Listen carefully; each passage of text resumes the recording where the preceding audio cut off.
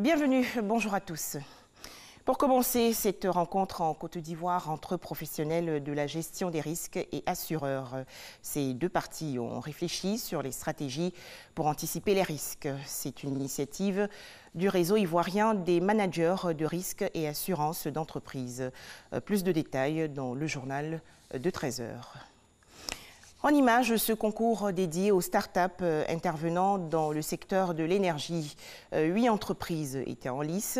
Objectif, favoriser et faire la promotion des projets innovants en vue de créer des solutions en termes d'électricité et d'énergie en Afrique.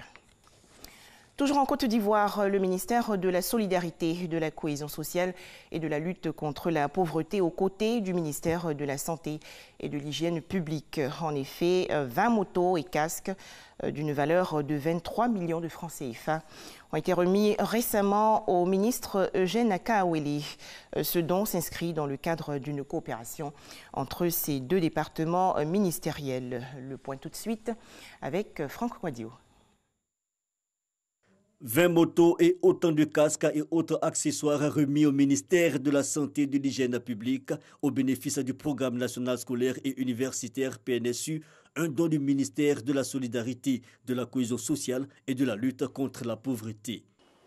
Le matériel roulant qui est remis aujourd'hui est d'une valeur de 23 millions de francs CFA et porte donc à 869 millions le montant global de financement apporté dans le cadre du projet SWED au ministère de la Santé et de l'Hygiène publique. Le volet santé de la composante 1-2 du projet SWED vise à améliorer l'accès des femmes et des filles aux services de santé de la reproduction maternelle, néonatale, infantile et nutritionnelle. Un don au ministère de la Santé car inscrit dans le cadre du projet d'autonomisation des femmes et dividende démographique d'ISWED, dont le ministère de la Solidarité assure la tutelle et coordonne les activités du PNSU. La structure bénéficiaire et le ministre de la Santé, Eugène Akaawele, sont heureux de l'initiative. Nous travaillons sur une cible particulière, la cible des adolescents et jeunes, et ils sont un peu partout. Et nous manquons de moyens de mobilité.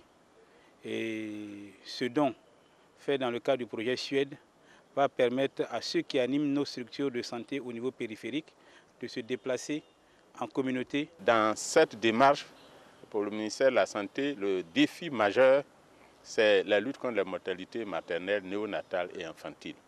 Pour ce faire, nous devons jouer à fond la proximité.